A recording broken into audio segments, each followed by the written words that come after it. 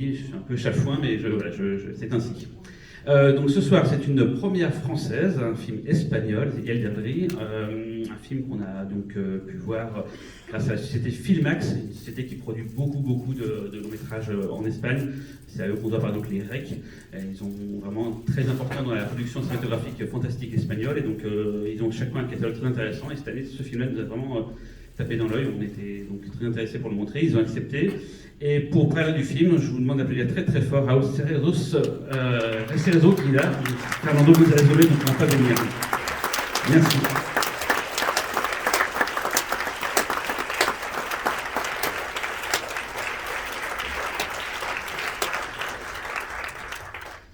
Buenas. Bueno, quiero pedir ese perdón de la educación que tengo, que no es inglés, con lo cual me tiene que traducir aquí. Raúl veut bien s'excuser car il parle pas le français. Estoy muy contento por estar aquí. La verdad es que creo que voy a proyectar la película en el sitio más bello que he estado jamás. Esa es la parte buena, pero la parte mala es que creo que mi carrera desde entonces va a ir para abajo. Estoy como en la cima. Et il est ravi d'être ici, de présenter ce film dans ce merveilleux théâtre. Et il craint un petit peu que justement, juste après, sa carrière commence à descendre un petit peu, vu qu'on est dans un endroit merveilleux. Quiero dar las gracias a todos, que sepáis que en España hay un montón de respeto por el público de aquí, por la cultura de aquí, y siempre que nos peleamos en España de que no se hace cine y tal, ponemos siempre de ejemplo a Francia y a París y a sus proyecciones y a su público. Et il vous remercie déjà et pardon. Sí, que siempre ponemos de ejemplo el público de aquí y la cultura de aquí en cuanto al cine y al mismo que le pone. Et en Espagne, on met toujours un exemple le public français comme soutien de ce film de genre. Voilà. Y esto os lo digo para que deis un 5 a la película, ese corazón. Et c'est pas pour que vous donniez un 5 au film. Nada, para presentar Viejos muy cortito diré, bueno, es una película que surge de una conversación con mi abuelo, que ya no está, donde le pregunté qué era lo más duro de ser viejo. C'est un film qui est venu en tête en ayant des conversations avec son grand-père. Y él no me comentó que eran ni los olores, ni la carne que se pudría, como quien dice, ¿no? Sino la sensación de ser invisible, de que vas por la calle y de que nadie te mira, de que ya no existes y de que cualquier cosa que digas vas a molestar. C'est pas les douleurs, c'est plutôt la sensation de devenir invisible au regard des autres. Entonces yo le hice una broma que dije, oye, pues si sois tan invisibles, quizá un día deberíais de revelaros y como no estamos muy atentos vosotros, no os deberíais de matar. Et donc lui il a répondu, vu que vous pensez que vous êtes invisible, vous devrez nous donner une réponse en nous tuant. Entonces, bueno, todo esto está en la película, pero no nos olvidamos de que es una película que, aparte de una especie de denuncia ambigua, donde el público tiene parte, no nos olvidamos del terror, que estamos en tiempos donde la gente hace películas que se olvidan mucho del terror, y aquí no nos olvidamos para nada. Sí, es una película que trata todo esto, ¿vale? Que trata todo esto, pero que no se olvida de que estamos haciendo cine de género, que amo el género y que me da mucha rabia que ahora la gente hace otros géneros y se desvía mucho del terror. C'est un film qui parle de ce genre de genre, mais qui parle aussi sans oublier les bases de ce film de genre. Es una película de 90 minutos, que yo soy muy fan de los 90 minutos y lo es. Y de 90 minutes, il y a un gros fan de justement cette durée. Y por último, es una película de fuego lento, que se va cociendo, que promete, que jura y que da al final. C'est un film de cuisiner à feu lent, qui promet, qui jure. Y al final da. Et au final, voilà, il donne. Gracias. Merci. Et Raúl sera là après pour une question-réponse. On vous remercie. Bonne projection.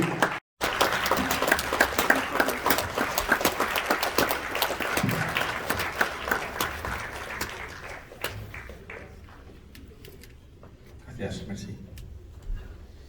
Est-ce que quelqu'un a une question, que ce soit à l'étage ou en bas? N'hésitez pas à lever la main bien haut pour qu'on puisse vous voir et venir vous apporter le micro. En bas, je ne vais pas trop bien à cause de la lumière, mais si j'ai en bas, une question qui est là. Bonsoir. Merci d'être venu. Oui, il y a quelques éléments du film que je n'ai pas compris à la fin, peut-être que vous allez pouvoir nous éclairer. Donc en gros, on voit une soucoupe avec potentiellement donc des extraterrestres. Et c'est quoi le lien en fait entre, j'ai pas compris, entre la mort de la grand-mère et ces envahisseurs et les communicants en gros, quoi. Le lien entre...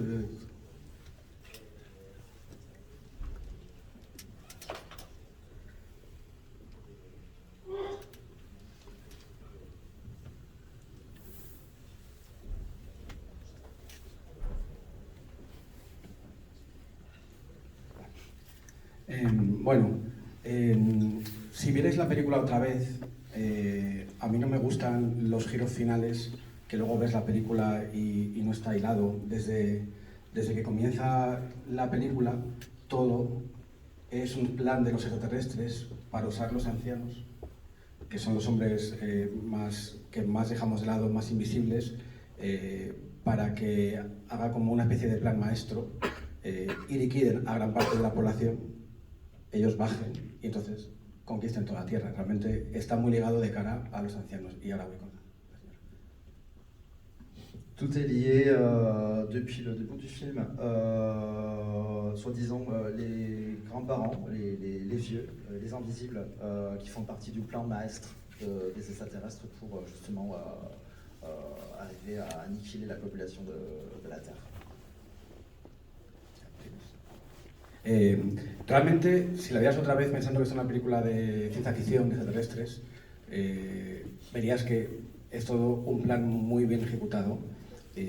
Y me encantaba la idea de cambiar el género de la película en los 2 segundos finales de la misma y que fuera otra, si la piensas. Il voulait justement créer cet effet de grand plan et que ça arrive d'une manière très surprenante qu'à la fin du film. Con la muerte de la abuela está ligado porque ella no quiere hacer eso. Ella se da cuenta de esto y ella no quiere matar a sus hijos y a sus vecinos. Y como es una mujer muy fuerte y muy rebelde, se rebela y se suicida. Et puis justement, la grand-mère ne veut pas faire ça, c'est pour ça qu'elle se suicide. Et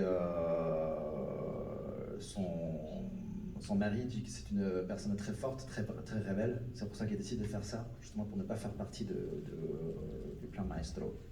Sí. La definición de la abuela la cuenta el abuelo en el parque, con la idea de la guerra civil, donde ella se rebelaba incluso al bando que dominaba. Ella nunca se va a dejar someter. Justement, dans le passage du parc, quand le grand-père raconte qu'elle ne se soumettait pas, même à la gendarmerie qui voulait faire le salut fasciste. Hay un montón de guiños, yo soy muy fan de los guiños de la película. Por ponerte un ejemplo friki, cuando empieza la película, que están en el velatorio, hay una lámpara con forma de ovni cuando parpadea en el velatorio. Cosas de estas hay muchas. Il y a des petits détails, justement, notamment au début du film, avec une lampe qui ressemble un peu à une navette des extraterrestres. Merci.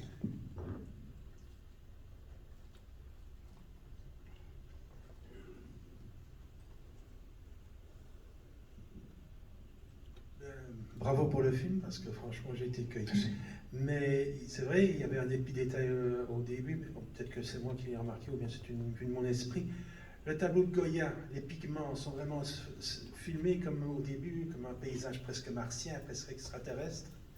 Et puis alors, évidemment, quand la caméra prend l'ampleur, on comprend peut-être le lien, peut-être inconscient qu'il y a entre l'au-delà, enfin l'au-delà extraterrestre et la relation avec le vieux, puisque c'est une peinture de Goya qui est pour le vieux. Voilà. Donc après les révoltés de l'an 2000 de Serrador, maintenant nous avons les envahisseurs de l'an 2022 de Cerezo.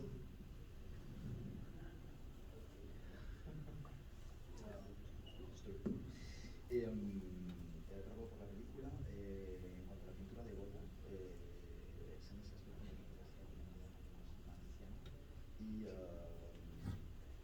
et après, la deuxième partie, je n'ai pas du tout piégé, je suis désolé. Ah d'accord. Oh, désolé. Et la pintura de Goya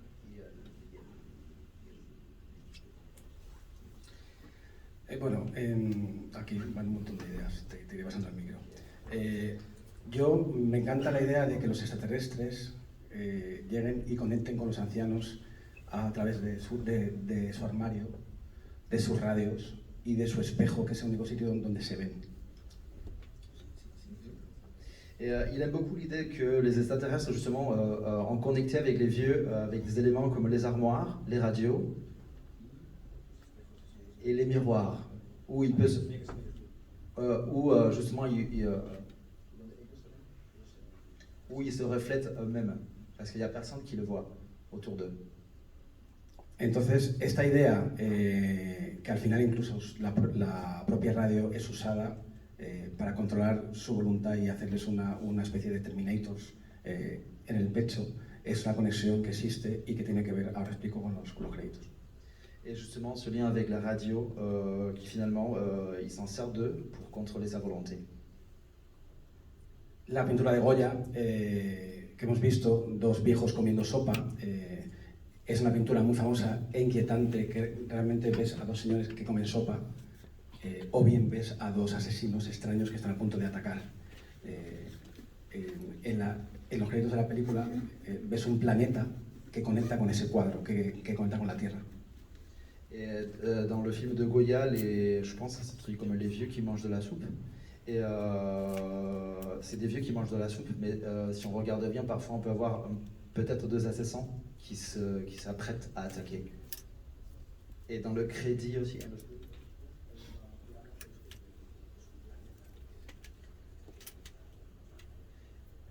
Et dans les crédits, il y a justement les extraterrestres qui connectent avec les vieux.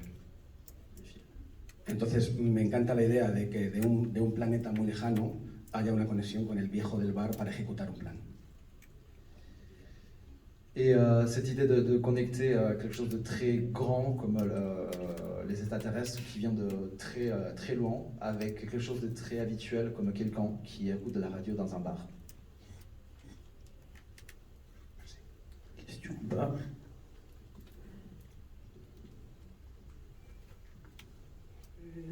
Bravo déjà. Je voulais savoir pourquoi ce rapport à la météo, vraiment, et est-ce que c'est fait pour avoir un deuxième film? Enfin, vu la fin, on a l'impression qu'il va y avoir un deux.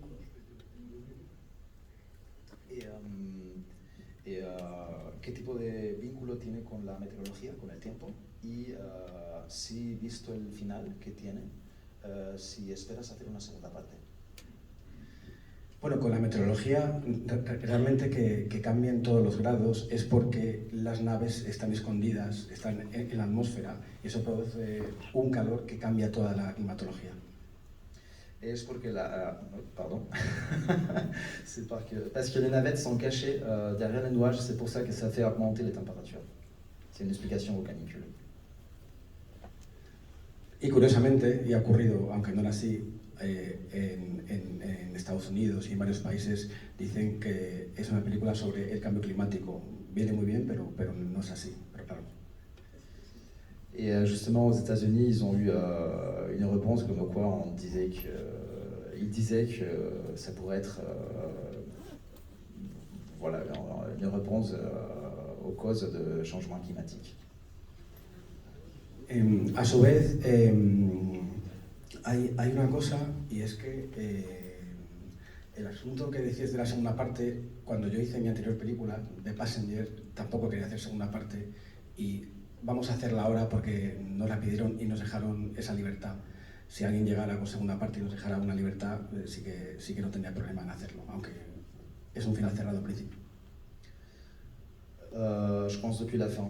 C'est un final fermé, normalement. Donc il n'y aura pas de deuxième partie.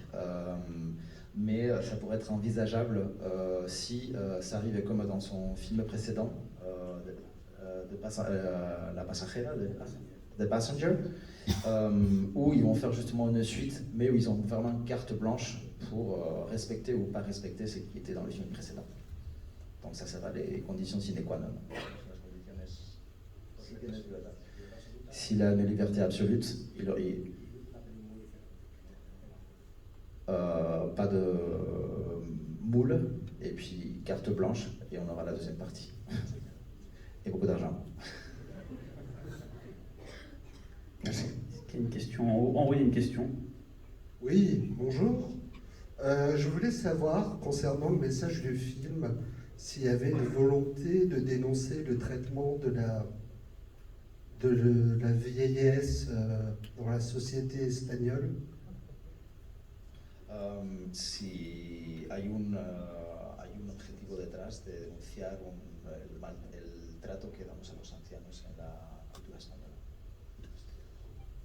Sí, o sea, realmente según íbamos haciendo el guión nos parecía cada vez más interesante la denuncia, siempre sin dejar el género del terror, o sea, de lado, que la denuncia no embargara la película. Pero sí, en España el trato a los ancianos es horrible, efectivamente, es horrible. Oui, c'était délivré et c'était arrivé au fil que le script se déroulait, qui était en train de se faire créer. Mais oui, justement en Espagne, la maltraitance aux nos aïeuls, c'est quelque chose de très présent dans la société. Pero aún así me suele gustar las películas que hacen que el espectador escoja, porque por ejemplo, Lena, la mujer, hay mucha gente que ve la película y la odia, y hay mucha gente que está de su parte porque dice que tenía razón, que si la hubieran escuchado que se podrían haber salvado. Y eso es una cosa que me encanta en el cine, esos grises. De toute façon, il aime beaucoup justement que le spectateur ait le choix,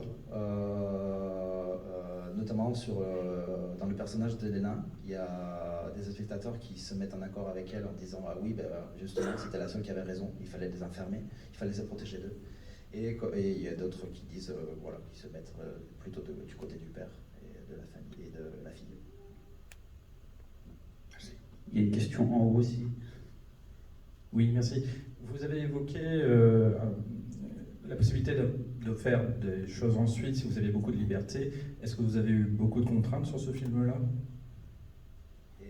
Has mencionado la posibilidad de poder hacer una segunda parte, si tienes la libertad para poder hacerlo. Pardon, la deuxième partie c'était. Est-ce qu'il y a eu des contraintes sur Si ha habido si has tenido problemas en esta película para poder realizarlo como tú has querido. Sí, estuve, para hacer esta película hemos estado 10 años hasta que una productora nos ha dejado hacer este tono, este fuego lento.